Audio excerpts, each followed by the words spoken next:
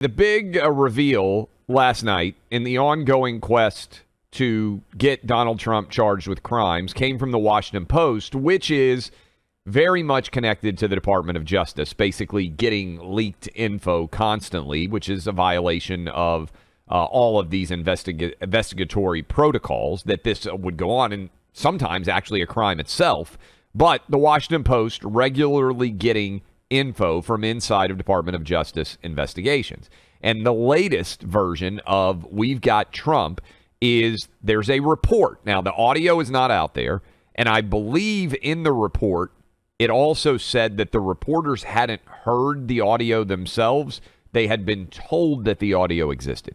So this is hearsay about a alleged piece of evidence that no one, I believe I'm correct in this, Buck, based on my reading, no one who is reporting on this has ever actually heard the audio itself. They've just been told that the audio exists, where Trump talks about having classified documents. Here is former Mueller prosecutor Andrew Weissman, who says this is game over. Listen. If this reporting is true, and I'm trying not to use hyperbole, this is game over.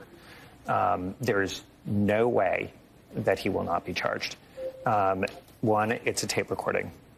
Even though the reporting is there are also witnesses, so there could be tape recording with witnesses. It involves not just possession of classified information, but dissemination of classified information. That puts it into a completely different ballpark when you're at the Department of Justice examining the seriousness of the violation and whether to bring charges. It also is a separate crime to disseminate versus just possess. I do remember, and I'll get into why it's important that we hear what they're thinking on their side of this anyway, but I remember when in the Mar-a-Lago documents, which they laid out so nicely, kind of like when they laid out the Nazi flag of the guy who ran his truck into the, and then it came out, it's like, so he's a South Asian man, but he's a brown man, but he is a white supremacist, was what we were being told. That, but remember, they laid out the flag very neatly for the reporters. They laid out the documents in Mar-a-Lago, the classified cover sheets and everything else. And they told us that it was nuclear plans. And that was supposed to be, you see, this is the problem, right? It's not even the boy who cried wolf at this point. It's the boy who's been crying wolf for, God, I can't even do the math. 6 years, 7 years, whatever we're in now. It's completely absurd. The walls are closing in. They're finally getting him. So I think that the war plans allegation here has to go in the context of everything else they've said about what Trump has done has been either a flat out lie or an exaggeration. I do think, though, that what we have going on here is the machinery is still grinding on. The apparatus has chosen its target. It is using the legal system to go after Trump. And I don't know, I've been saying this all along, too. I see some of the people around Trump that are advising him right now, and they have no idea what the hell they're talking about when it comes to something like a federal prosecution. None. And so I sit here and I go, all right, so is he bringing in somebody who has an understanding of what he faces with this special counsel? I hope so, because I think they're going for it all the way. I mean, to your point about, or the query we keep raising here about when will they do this, what the timing is, my sense is they don't think they're going to beat Trump at the ballot box. My sense is they think they're going to beat him with the legal system. And as crazy as that may sound now, Clay, they've already indicted him, they impeached him twice, and they have multiple criminal investigations underway right now. For people out there who may not know these details, let me read. This is from CNN. CNN reported that this recording existed, and I'm now reading from the New York Times. This is a paragraph. The recording was made during a meeting Mr. Trump held in July 2021 with people helping his former chief of staff, Mark Meadows, write a memoir of his 10 months in the White House, according to people briefed on the matter.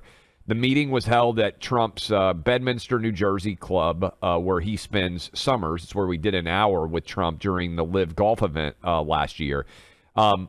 Meadows was not at the meeting. Two of Trump's aides did. And this is a taping where he says he had a classified document, according to the report. And on the recording, Mr. Trump began railing about his handpicked chairman of the Joint Chiefs of Staff, Mark Milley. And he then referenced a document he had with him saying it had been compiled by General Milley and was related to attacking Iran. The people briefed on the matter said, among other comments, again, this is according to the New York Times, he mentioned his classification abilities during the discussion. Trump can be heard handling paper on the tape. This is, now they are denying that this is going to be a big major part of the charges against him.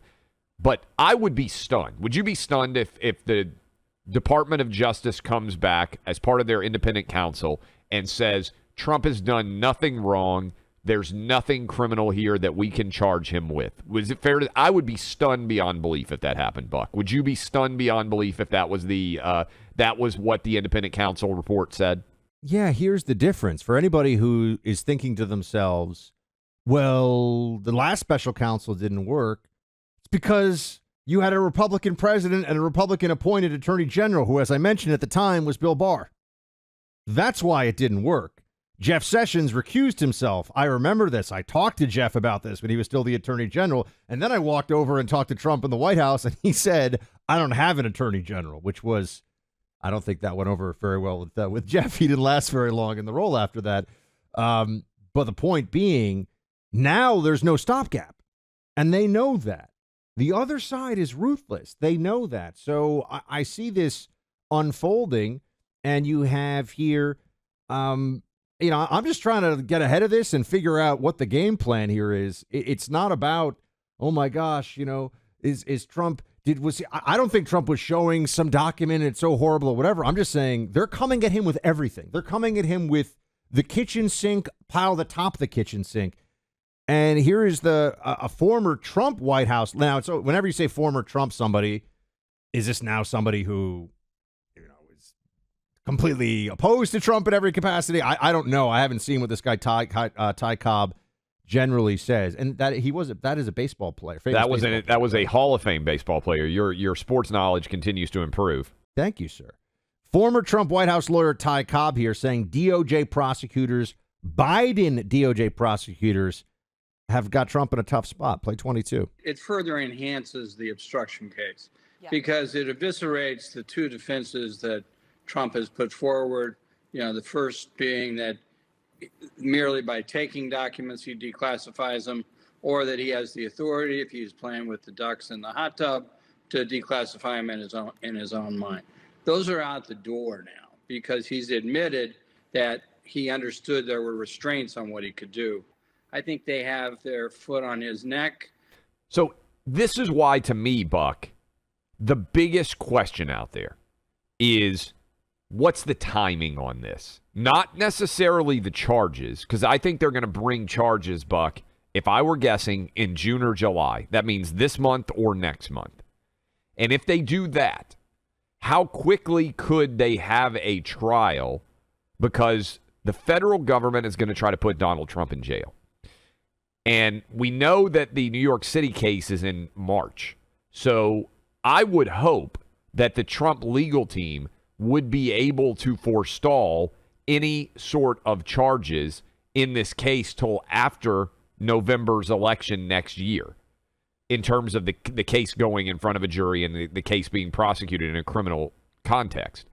I don't know enough about the D.C. Circuit and how rapidly they can turn some of these cases. We know, just using as a little bit of a precedent, Buck, the January 6th defendants, it took about a year and a half for your average January 6th defendant to, or over a year and 3 months, something like that, for them to actually go to trial. The process was the punishment for them, though. They were held in those conditions specifically because I think it was part of what now Julie Kelly, I had her on the Clay and Buck podcast this week, a deep dive. She refers to it as the D.C. gulag. Yeah, why even let someone get to trial? Why not just let them sit in solitary for 18 months? Because you have some lunatic federal judge who's saying that they'll start another insurrection, another fanny pack insurrection any moment now. So in this case, I think you might have a different approach from a judge who has an animus against Trump, which you're going to get in D.C. probably when you look at who's on the D.C. circuit. And it would be, no, let's speed this thing up. Just deny all. They're going to deny the motion for any kind of a change of venue. I think they're going to deny the motion for any kind of a delay.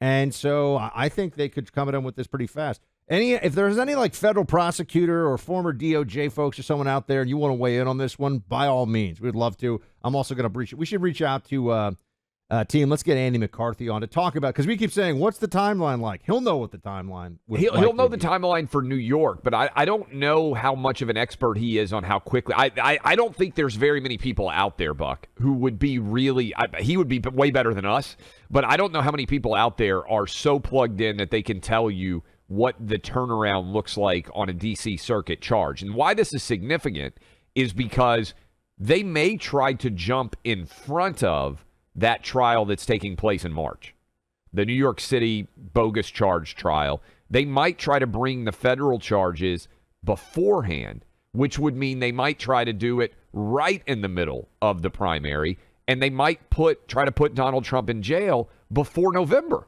which is balderdash. It's crazy, and that's why I keep asking all these candidates, Buck, will you give a pardon to Donald Trump on federal charges? Because I think it's that significant. Maybe he could pardon himself.